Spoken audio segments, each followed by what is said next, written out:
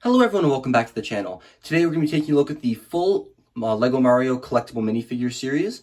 This series is, in my opinion, one of the best we've ever gotten. I love the fact that you could actually get multiple of all of these characters and not be disappointed. It does make the blind bag aspect a little more disappointing. There's not as much thrill in it. However, I don't think that's a problem, and I love the designs of each and every one of these characters. In this video, we're going to be going through, I'm going to talk about each character, their little build, and how to feel for them in the blind bags. And then we're also going to go through my ranking and rank each one from a scale of 1 to 10, and I'll give you my order of favorites. Without further ado, let's jump on in. We're going to be taking a look at each of the characters in the order that they appear on the checklist, so Bullet Bill is going to be up first. This character is very, very nice. He benefits from a very good scene behind him. Some of the other characters are hindered by their scene, but Bullet Bill enhances his. Up first, we're going to take a look at how he interacts with LEGO Mario. Just jumps on him once and gets a coin. Pretty simple. If you want to feel this character out in the bag, my recommendation is to feel for the Technic Pin arms. No other character has those, so it's a dead giveaway if you find it. His curved dome headpiece right there is also a good way to figure out which character is which. The scene itself is kind of bland. All we have is a cactus, but I love the way this is built. It's similar to the design found in the Desert Poke set. I absolutely love the way they use these pieces to get the arms up, though. The flower's a nice touch, and I do like the way they put these back to back, so you get like a smaller version of a piece to hold them upright. Very, very nicely done. Taking a look at the Bullet Bill himself, you can see he's got two prints, one on either side of his domed headpiece for his eyeballs. There's a sticker up top, so he interacts with LEGO Mario. Everything else is black, except for his Technic Pin arms. These have full rotation, as you probably knew. There's not much to say about this character. It completely iconically represents his character. There's no problems with the design. I absolutely love it. Overall, I think this was a great inclusion and a great choice for a new Mario character. Our next character is going to be the Peepa. This Peepa is unique, as in it's the only character that Mario cannot attack directly. If you jump on the back, Mario gets scared. Nothing happens. However, if you take the star block right here, you can either take this star block, or if you get lucky with the mystery block, you jump on it, give him power up. You can jump on Peepa and get all the coins. It is strange how the only way to kill this character is to use a power-up block. So if you don't have a set that comes with that, you're not going to be able to easily put this character into your builds, but it's still cool to have him nonetheless. Taking a look at his scenery build, it's very simple. I don't feel it benefits or hinders the character. It's a nice little stone wall, and we got some good lava flow down here. Another one of these nice red pieces to fill out your world. And the character itself is much larger than I originally anticipated. It's got 3 studs across and 2 studs back. I didn't realize it was a 2 studs back kind of character. It's very nicely designed. I love these rounded parts. And we've got circle tiles instead of square. I believe this is the only character in the series to have a circle tile. And the face print here is very neat. It's on a 3x3 tile, originally debuted for the Minions line. And if you want to feel this character in the bag, I recommend going for first the 2x3 block, which is only found in this character and the bomb, and then feel for the circle piece right there. Our third character is going to be the Buzzy Beetle. This character is very, very cool. I love its nice little shell. If you take Mario, jump once, jump twice, you get 2 coins. Nothing else interesting with that. The scenery is pretty bland. We've got some nice kind of rock formations in the back. Just a couple little blocks right there. If you want to feel for this character, the best way I could say is feel for the shell. There's no other really big pieces, but if you do feel for the shell and then feel right here, if there's no spikes, you got this guy. If there are spikes, you got the spiny. Pretty simple. Pulling off this guy's shell to take a look at underneath, you can see he's formed with 2 of these feet pieces that all the other characters use. There's printing on them to make the toe lines. Very nice. He's got a very nice cheese slope piece, right? Double cheese slope piece, excuse me, with a nice print there. Turning around, he's got another one upright for his tail. And the shell, there's a little hole right here. You can poke a Technic pole through, and you can pop out this piece if you don't want it in there anymore. It's very nice of them to include. Overall, a very, very nice character. One of my favorites, the Urchin, is up next.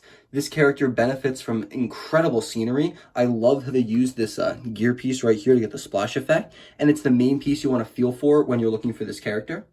Taking a look at just the scenery, there's some very nice purple flower pieces here with the new flower petal pieces on top. There's a cool little star here. We got some water pillars going up and the splash effect moving out. Definitely enhances this character by quite a lot. Taking a look at the character as a whole, there are pyramid spikes all across the sides, none on the back because there's the tile where he interacts with Lego Mario. This is pretty simple. You just jump on the back once, there's an underwater splash sound, and you get 1 coin. Nothing too fancy there. The face is formed using one of the stamp pieces as a mouth and a print for the eyes. Nothing too special about this character, but it looks very, very nice. The Spiny is another character that's incredibly easy to feel. Just look for the shell. One of my favorite characters in this series, probably my favorite actually, is going to have to go to this guy. I love the iconicness, and I remember always hating these characters in the game. Now, one big problem I have with this guy is in the game, if you jump on him, you're supposed to lose a life rather. Here, jump once, jump twice, you get a coin. Did actually read him as fire, which is strange, but you got to be careful when you jump on him. I do hope they fix this in a future update, because I should not get coins when you jump on this guy. Taking a look at just the scenery, you can see there's some very nice tree builds here. These are made with one of the plunger pieces, and you stack 2 barrels on it and then the other trees. These are pretty interesting. However, they use a darker green here than they do in the other Mario sets. Bit of an inconsistency, but it's still nice to decorate your world with. Now, the Spiny character is made identical to the Buzzy Beetle. There are 2 printed feet pieces on either side, a double cheese slope face print, double cheese slope tail here, the shell on top. Everything's identical, just spikes here and a different print. Our next character is going to be the Goomba, and we're now about halfway through the series. This character bothers me a little bit in one particular point. The cloud piece has 3 studs long on it. The Goomba only takes up 2 studs, so it's a little off-center, which is a tad bit disappointing. If you're willing to find this character, for me, it was these diagonal pieces right here, the corner wedges. They were super easy just to feel out in the bag. Took me no time at all. You can also feel for the cloud piece and the wings. Just don't get confused with the Ichi. The build itself is quite nice. We got a nice pyramid like you would see in the desert biome. And we have the clear pieces holding up the cloud that the Goomba floats on. It looks very nice, and it's definitely nice to get the cloud in white once more. The Paragoomba is built very similar to the normal Goombas we get in the sets. The facial expression here is unique, and the printed sticker tile is the same. Jump on him once and get a coin. I hope this is something else they can fix later, because you should have to jump on this guy twice, once to knock off the wings, and then once to get the coin. But spinning them around, you can see how the wings are attached. It's just using 2 of the grabbing pieces right there. There are studs up top. This is different from the sets, only that there are no studs right there. And then the feet pieces are the same that you would see in all of the sets that Goombas appear in. Perhaps the most disappointing character in the series is going to be the Babam, or Bamam. This character appears in identical fashion in the Guarded Fortress set. That's not to say the character is badly formed. In fact, I think it's amazing and kind of adorable, but it's still, not exclusive. For interacting with Mario, when you jump on it, it starts the bomb's fuse, and you can jump on it as many times as you can before it explodes. The more times you jump, the more coins you get. If you miss, Mario will lose a life. I'll show you what that looks like now.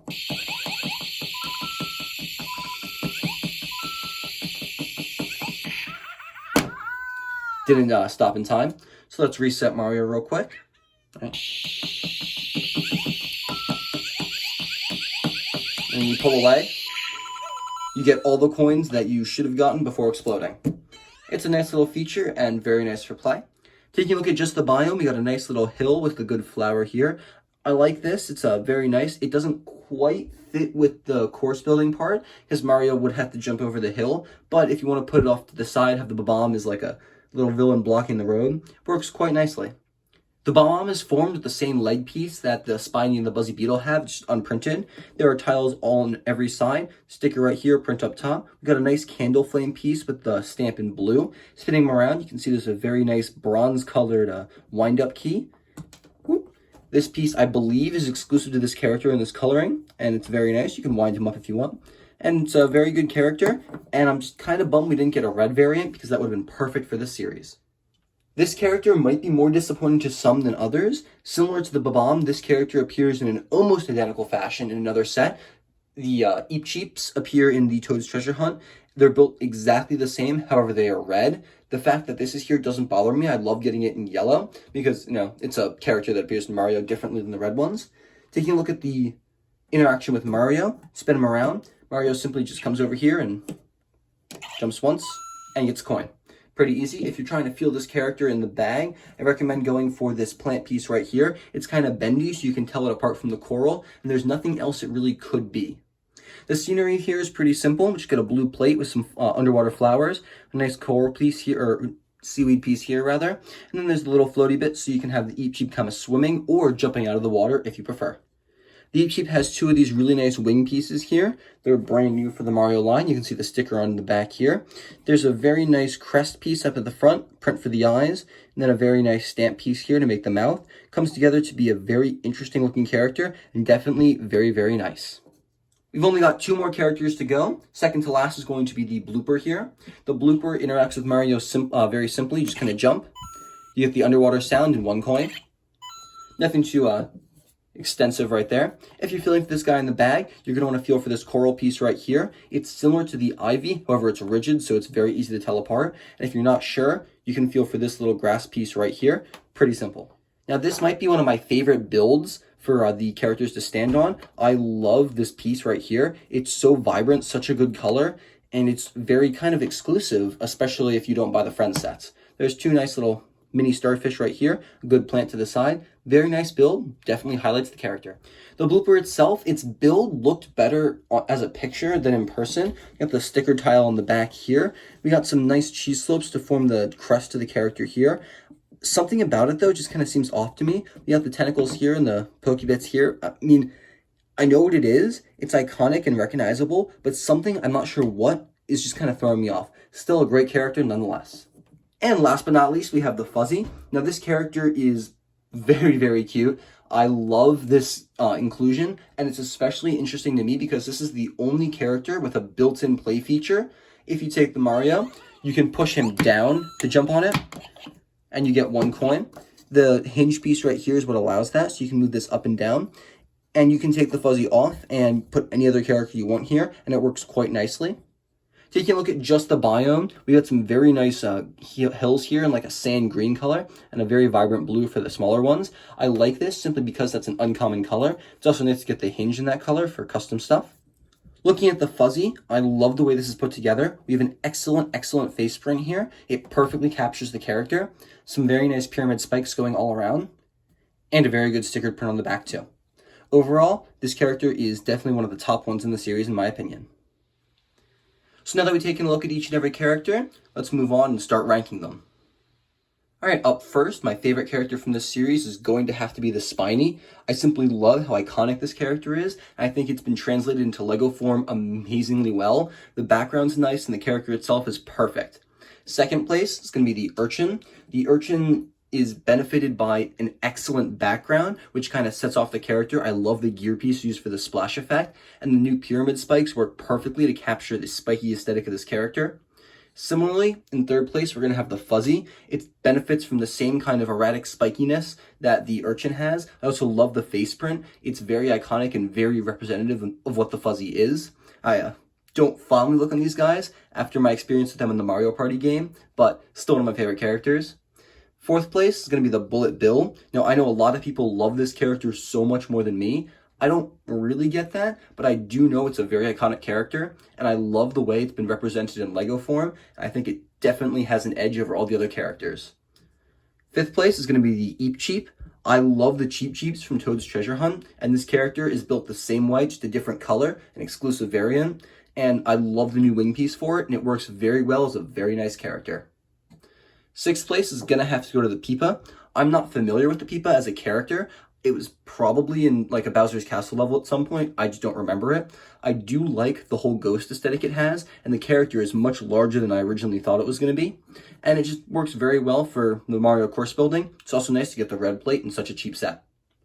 In eighth place, we're going to have the Blooper. Originally, I had this guy higher than the Peepa, and I think higher than the Eep Cheep. However, I was just looking at it again and again, and I brought it down 2 places. I mean, don't get me wrong, the vibrant coral piece is beautiful. I love getting that piece, and the character itself is incredibly iconic, one of my favorites. But I was looking at the face print and the way they kind of built up the sides here, and something just kind of brought it down. Still a great character, nonetheless.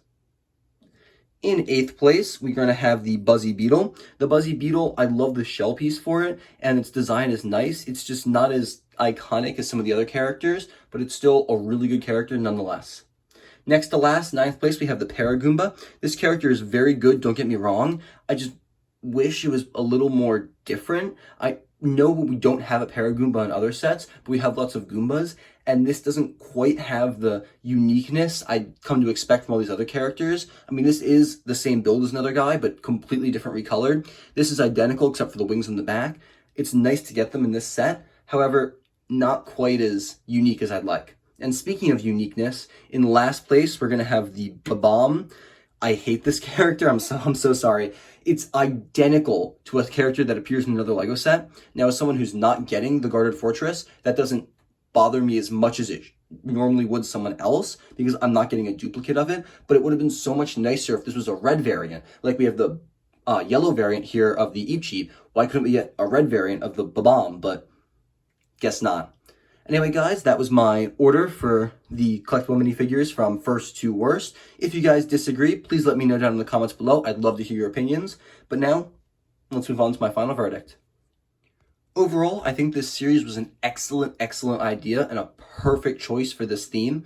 I love how we get so many new and exclusive characters that didn't necessarily fit into the main sets. I love how you can buy as many of these as you want, and it's a cheap way to fill out your Mario world. The characters are highly customizable and adaptable, so you can change them to be whatever you like. You can take the wings off the Goomba. You can change around the shell so you have a red shell if you want to make a custom Mario Kart level. I love that idea. It's kind of what LEGO's all about. Different creations that you can make on your own. I'm very much so hoping that they make a second series. I would love to get 10 more unique characters. I hope they do that as soon as possible. But that's really all I have to say, guys. Nothing but positive things with the exception of the bomb inclusion, but you already knew that. Alright guys, that was my review and discussion about the LEGO Mario Blind Bag series. Thank you all so much for watching. I hope you enjoyed today's video. If you did, there'll be another one coming up on screen pretty soon. Make sure to click that. Thank you guys, and have a fantastic day. I'll see you in the very next video.